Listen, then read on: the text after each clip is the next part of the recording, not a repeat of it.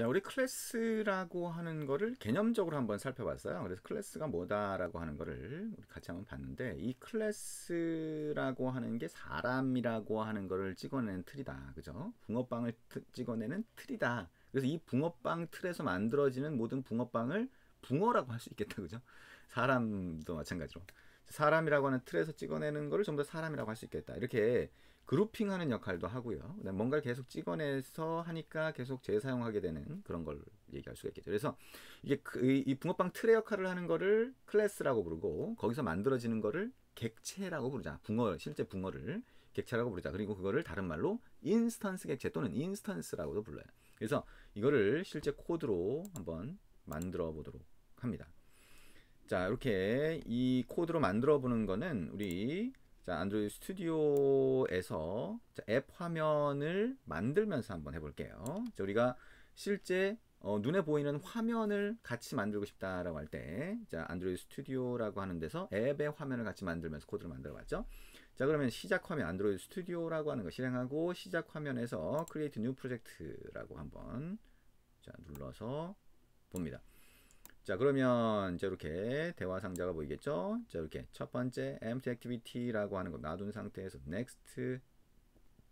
자, 요거는 우리가 어떤 그 프로젝트라고 하는 걸 만들었을 때 자동으로 만들어지는 첫 화면이 자동으로 만들어지는데, 그 화면의 유형을 선택하는 거죠. 그래서 우리가 이클립스는 아무것도 안 만들어주지만, 자, 안드로이드 스튜디오는 기본적으로 앱의 첫 화면을 자동으로 만들어준다. 그죠? next 누르고요. name이라고 하는 데다가 입력을 해주도록 합니다. 자, 어떻게 입력할까요? 자, my class라고 한번 입력할까요? my class. 자, 프로젝트의 이름은 my class라고 입력을 했고요. M하고 C가 대문자로 되어 있습니다. 패키지 이름이라고 하는 데서 my자는 한번 빼줄까요? 그렇게 되니까 클래스라고 하는 걸 넣으면 안 되는데 my자 그대로 놔두죠. 자, 이렇게 그대로 놔두고요. 자, 랭귀지는 자바로 되어 있었습니다. 자, 이 상태에서 우리 이 대화 상자에 여기 아래쪽을 보면 피니쉬라고 있죠. 자, 피니쉬 눌러주시면 새로운 프로젝트가 하나 생성이 됩니다. 자, 이제 프로젝트 만들거나 하는 거는 조금 익숙해진 상태죠. 그래서 그렇게 어렵게 느껴지지는 않을 겁니다. 근데 이 안드로이드 스튜디오라고 하는 거는 이 업데이트, 즉 이게 계속 뭔가 바뀌어요. 그러니까 새로운 기능이 계속 추가가 됩니다. 우리 이클립스 같은 경우에는 자주 그렇게 바뀌지는 않는데, 안드로이드 스튜디오는 자주 바뀌기 때문에 여러분이 최신 버전 쓴다라고 그냥 생각하시면 되는데, 자꾸 기능이 조금씩 바뀐다라고 보시면 되고요. 주 기능은 크게 차이가 없기 때문에 지금 현재 사용하고 있는 버전으로 그대로 생각하고 사용을 하시면 됩니다.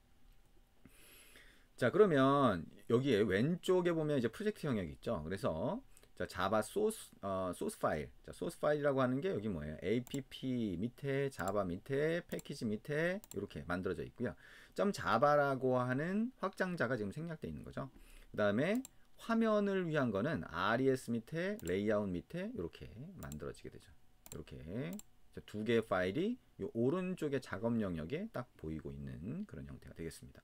그러면 자, 여기에 새로운 클래스를 하나 만들어 볼게요. 자, 클래스라고 하는 거를 만들어 보자. 우리가 이클립스든 지금 안드로이드 스튜디오든 자동으로 첫 번째 클래스가 이렇게 만들어져요. 근데 클래스의 모양이 좀 다르다 그랬죠. 그죠? 그래서 우리가 봤던 이클립스의 클래스와 안드로이드 스튜디오의 클래스가 좀 다르다. 근데 이 안드로이드 스튜디오의 이름 만들어지는 요 소스 파일은 이름이 main activity.java로 아예 정해져 있죠. 그리고 이 main activity.java 안에 만들어지는 클래스의 이름이 그러다 보니까 main activity 이렇게 되어 있는 거예요. 그죠?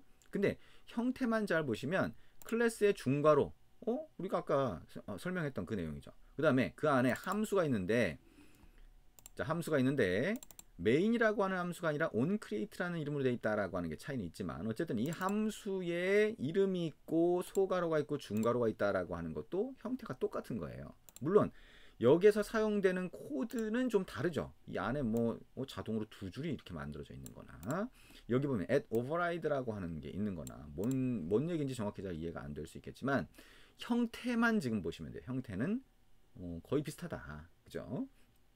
이 형태를 보면서 아직 이렇게 익숙하지 않은 거는 점점 익숙하게 만들어 주시면 될 것 같아요. 형태가 점점 익숙해지는 게 굉장히 중요합니다.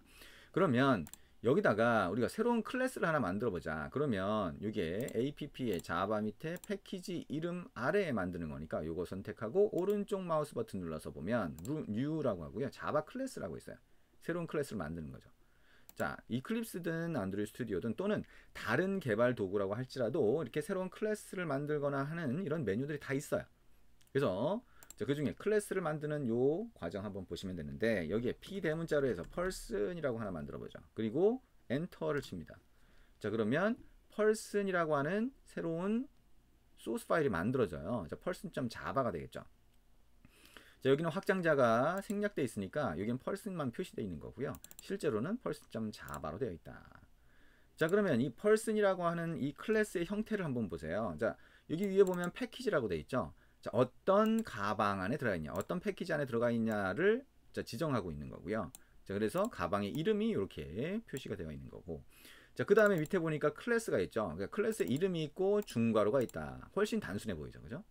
그러면 클래스가 자루라고 생각을 하면 이 자루에 중괄호가 있고 거기에 person이라는 이름이 붙어 있다. 이렇게 자꾸 생각을 해보면, 머릿속으로 그림을 그려보면 조금 더 쉬워지죠. 그죠? 그 다음에 앞에 public이라고 하는 게 붙어 있다. 이 public이라고 하는 거는 그냥 일단 그냥 붙인다 라고 생각하시면 되고요. 의미상으로 보면 public이 있든 없든 상관없이, 자, 클래스라고 하는 자루의 이름이 person이고 그 자루의 영역이 중괄호다, 이렇게 생각을 하시면 됩니다. 그러면 이 클래스라고 하는 자루 안에 우리가 뭐라고 했어요? 변수 상자를 안에 집어넣을 수도 있고요. 거기에 정의를 할 수가 있는 거죠. 그죠? 또는 함수 상자를 넣을 수 있다. 자, 함수 상자. 자, 한번 넣어보죠. 자, 첫 번째, work라고 하는 함수 상자를 넣어보자. 자, work라는 함수 상자 이름, 함수 상자 어떻게 만들어요? 소괄호 붙이고 한 칸 띄우고 중괄호 엔터. 이렇게 만들 수가 있겠죠. 이 함수 상자의 위쪽 구멍을 한번 생각을 해보면 구멍이 없다라고 하면 소괄호는 그냥 비워두면 되겠죠. 그죠?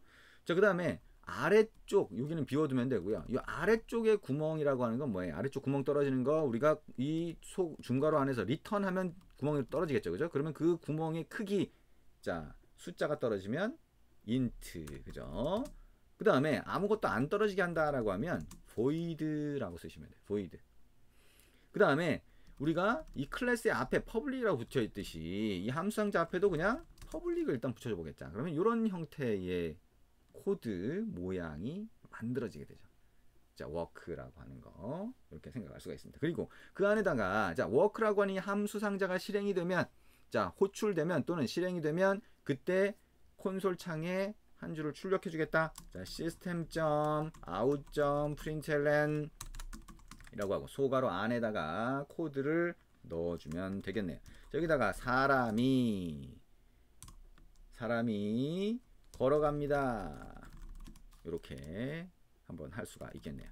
자, 사람이 걸어갑니다. 자, 세미콜론 마지막에 붙여주시면 되겠죠. 자, 이런 형태.